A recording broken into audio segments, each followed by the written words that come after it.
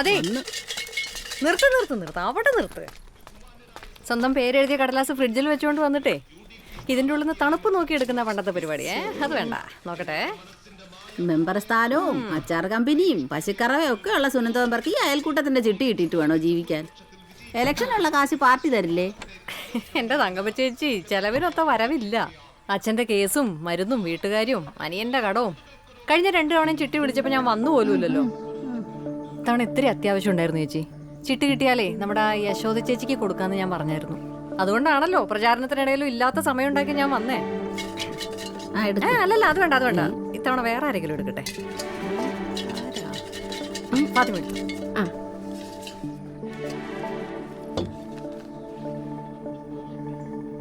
സുനന്ദ മെമ്പർക്ക് ഇനി ഇത്തവണത്തെ ചിട്ടി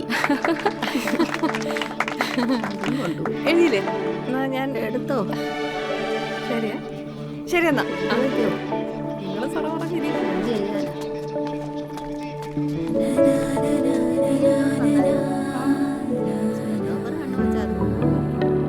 നിങ്ങൾ നീ കൈവായ്പ മേടിച്ച പൈസ എന്തിയെ? തരാൻ ചേച്ചി ബ്ലൗസ് മേടിക്കേണ്ടതാ. ശരിയാ, ഒരു പെശമുണ്ട്. നീ ഒന്ന് നോക്കണ്ടേ?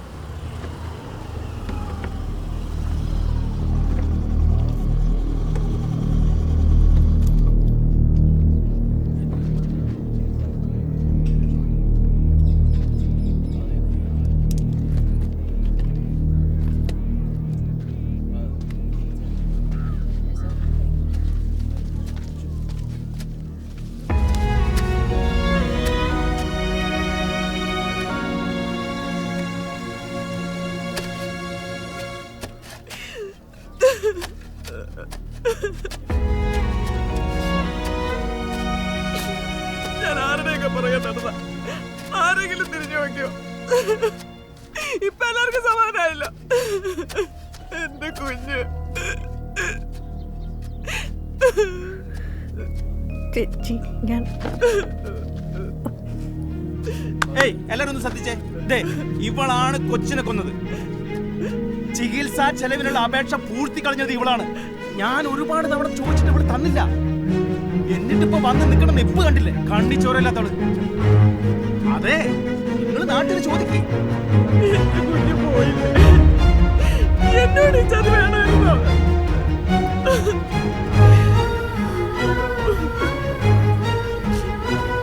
എനിക്ക് ഞാനെ കാണണ്ട.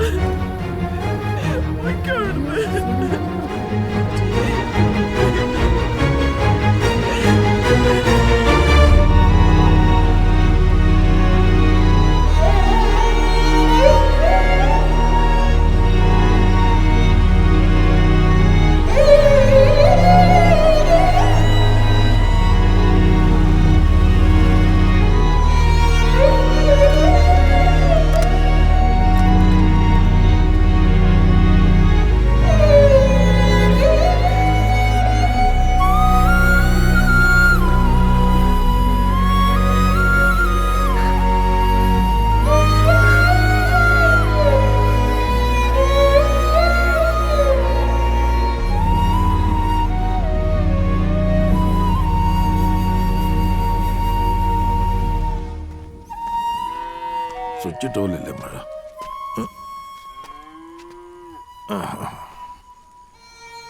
അച്ഛനറിഞ്ഞു കുറച്ചു മുമ്പ്. ഒന്നും നമ്മുടെയിലല്ലല്ലോ മോളെ, വിധിച്ചതേ വരൂ. ആ കൊച്ചിന് അത്രേ ആയുസേ ഈശ്വരൻ നിശ്ചയിച്ചിട്ടുള്ളൂ. മനഃപൂർവ്വം ഞാൻ അറിയാലോ. കാശില്ലാഞ്ഞിട്ടായിരുന്നു സത്യം. ഇന്നേ കിട്ടിയുള്ളൂ. അതുകൊണ്ട് ചെന്നപ്പോഴത്തേക്കും പുഷ്കരം വിചാരിച്ചാ നിന്റെ സത്യം ഇല്ലാതാവില്ലല്ലോ മോളെ.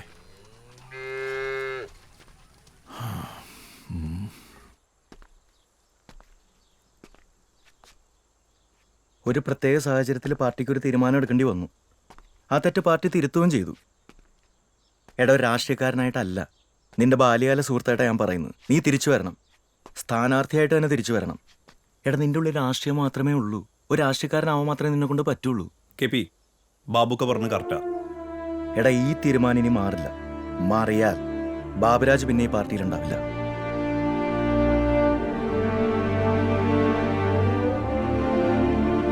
ജനലക്ഷങ്ങൾക്ക് സ്വീകരണം ഏറ്റുവാങ്ങി വാങ്ങിക്കൊണ്ട് LDP സാരഥികളായ KP സുരേഷും ബാബുരാജും ഇതാ കടന്നു വരുന്നു. അതുകൊണ്ട് മോളെ ഞങ്ങൾക്ക് വേണം. ഒരു ബലിദാനിയായിട്ട് അവളെ ഞങ്ങൾ ഇങ്ങ് എടുക്കുക. വയ്യാതെ കിടന്നപ്പോ ഒരുത്തരം കണ്ടില്ലല്ലോ ഒന്ന് എടുത്തോണ്ട് പോകാൻ പോലും. കൊന്നളഞ്ഞില്ലേ എന്റെ മോളെ. എന്നിട്ടിപ്പോ 16 തികയുന്നതിന് മുന്നേ വന്നേക്കുന്നു. എന്റെ വായിരിക്കുന്നത് കേൾക്കണമെങ്കിൽ പൊക്കോണല്ല. ഒഴുകമാര് വന്നേക്കുന്നു കൊത്തിപ്പറിക്കാനായിട്ട്. ഇത്രയും ചലോ ദേശാടന കിളികളുടെ കരച്ചിലാണെന്ന് തോന്നുന്നു. അത് അനുവദിച്ചുകൂടാ. ചെല്ല് ഇപ്പൊ കിട്ടും രക്തസാക്ഷിയെ. ഇതുവരെയായിട്ട് കപ്പപ്പത്തിൽ കണ്ടില്ലേ?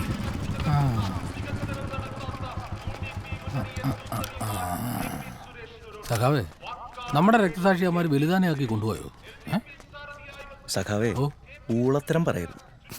സഖാവേ, ആ സുരേഷ് എന്നേ അവരെ പറഞ്ഞ കാര്യങ്ങളൊക്കെ ഒന്ന് കൺവിൻസ് ചെയ്യിക്ക്. ഞങ്ങളുടെ അജണ്ട സെറ്റ് ചെയ്ത് നിൽക്കാം. ആ ചെല്ലുന്നു ചെല്ല് ചെല്ല്.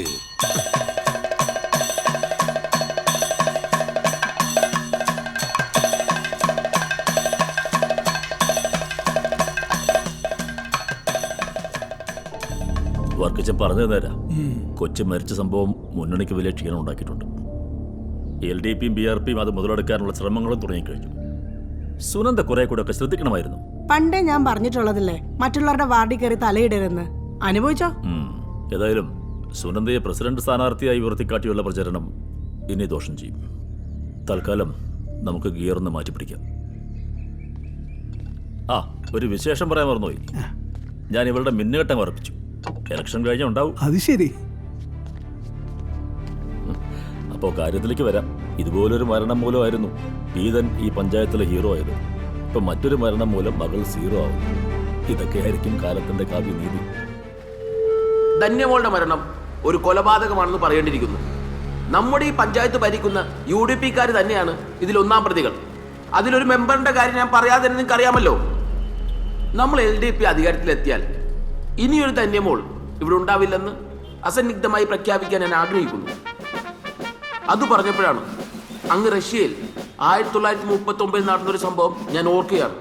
കൃത്യമായി പറഞ്ഞാൽ 2ാം ലോക മഹായുദ്ധത്തിന് ഒരാഴ്ച മുമ്പ് ഇതുപോലൊരു അമ്മയുടെ മകൾ അതിദാരുണമായി കൊല ചെയ്യപ്പെട്ടു. ചുവന്ന ബക്കറ്റുകൾ നടന്നു തുടങ്ങാറായി. എന്തൊക്കെ പറഞ്ഞാലും ധന്യമോളുടെ മരണം സുനന്ദയ്ക്കൊരു വെള്ളടിയാ. ജലദോഷം കുറവുണ്ടോ മോളെ?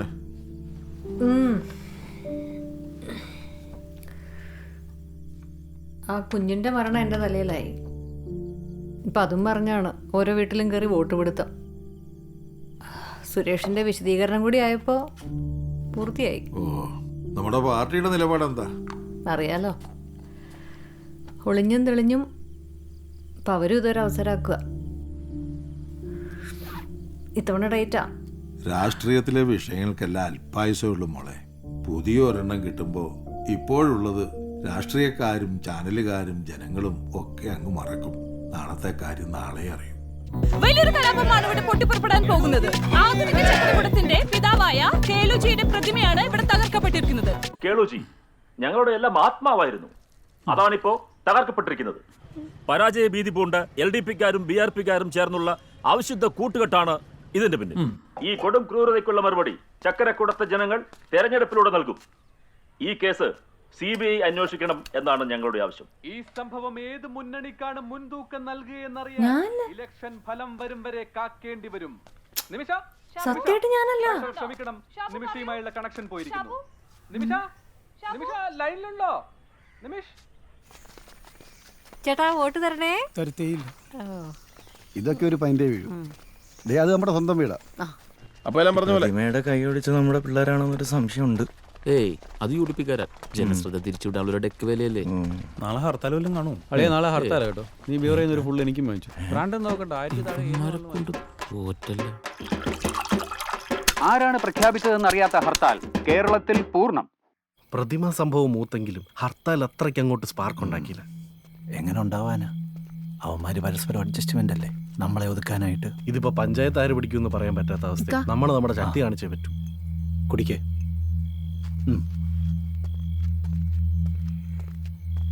ഒരു ബേക്കറിലെ കളയാൻ നടത്തിയാലോ? അതുപോരാ, ഇച്ചിരിയുടെ വലിയ സ്പാർക്ക് വേണം. ചക്കരക്കുട നിന്ന് കത്തണം. എന്നാ ഇമ്മനി വലിയൊരു ഐഡിയ നിങ്ങൾ പറ.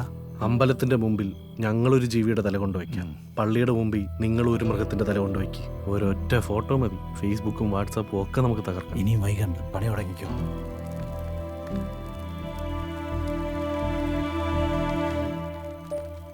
സുനന്ദ മെമ്പറെ, ഇവര് ചിലതൊക്കെ പ്ലാൻ ചെയ്യുന്നുണ്ട്. കലാപം ഉണ്ടാക്കാനുള്ള പരിപാടിയാ.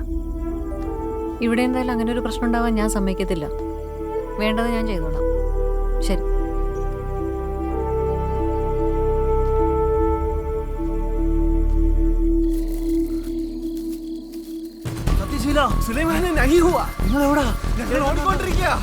മൊത്തം പോലീസോ?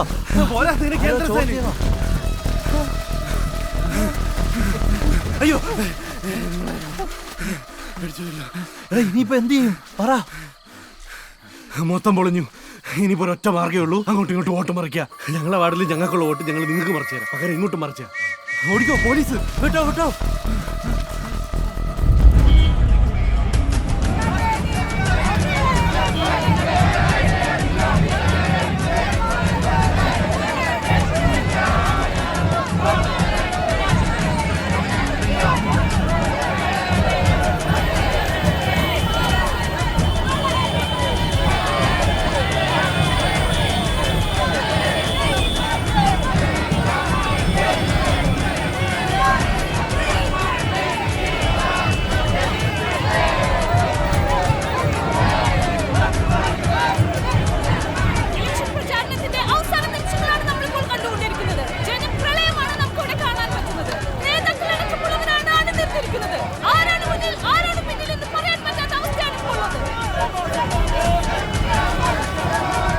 ഒറ്റപ്പെട്ട അനിഷ്ട സംഭവങ്ങൾ ഒഴിവാക്കിയാൽ പൊതുവെ സമാധാനപരമായിരുന്നു ഇലക്ഷൻ.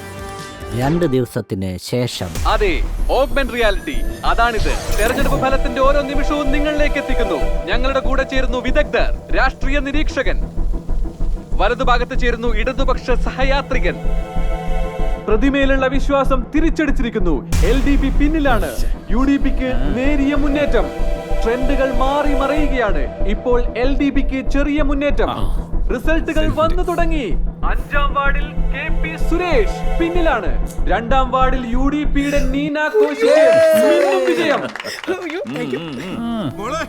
നീ മുന്നിലാ, സുരേഷിന് ആരും ഒന്നും പറയാറായിട്ടില്ല. 4ാം വാർഡിൽ UDPയുടെ ഗുണപാലിനെ തോൽപ്പിച്ചുകൊണ്ട് സ്വതന്ത്ര സ്ഥാനാർത്ഥി ശശിക്ക് അട്ടിമറി വിജയം. ശശിയേ, ശശിയേ, നീ ജയിച്ചടാ. ഞാനിവിടെ സുമതിയുടെ കട്ടിൽ ആ പഠിച്ചുകൊണ്ടിരുന്ന അപ്പൊ ന്യൂസി പറയുന്ന കേട്ടടാ. ആ എടാ, ഇവ എവിടെ പോവാ? ശശിയേ, എടാ മണ്ടയില്ലാത്തോനെ, അതിന്റെ മേളിൽ കയറി ചാടി ചാവല്ലേ. എടാ നീ ജയിച്ചെന്നാടാ പറഞ്ഞ, തോറ്റെന്നല്ല. എടാ ശശിയേ, അയ്യോ ശശിയേ, സന്തോഷം കൊണ്ടാണോ ശശിയേ. KP സുരേഷ് കേവലം 5 വോട്ടുകൾക്ക് ഇപ്പോഴും പിന്നിലാണ്. അവസാന ലാപ്പിലെ അട്ടിമറിയിൽ LDPയുടെ KP സുരേഷിന് മിന്നുന്ന വിജയം. 118 വോട്ടുകൾക്കാണ് സുരേഷ് വിജയിച്ചിരിക്കുന്നത്. വാർഡുകളിലെയും ഫലങ്ങൾ വന്നുകൊണ്ടിരിക്കുകയാണ്. ഞാൻ പറഞ്ഞില്ലായിരുന്നു. UDPയുടെ KP സുനന്ദ തൊട്ടടുത്ത എതിരാളി LDPയുടെ ജ്യോതി രാജുവിനെ 104 വോട്ടുകൾക്ക് പരാജയപ്പെടുത്തിയിരിക്കുന്നു. ജ്യോതി രാജുവിന് ഒരു വെല്ലുവിളി പോലും ഉയർത്താൻ കഴിഞ്ഞില്ല. നമ്മൾ ജയിച്ചില്ലേ?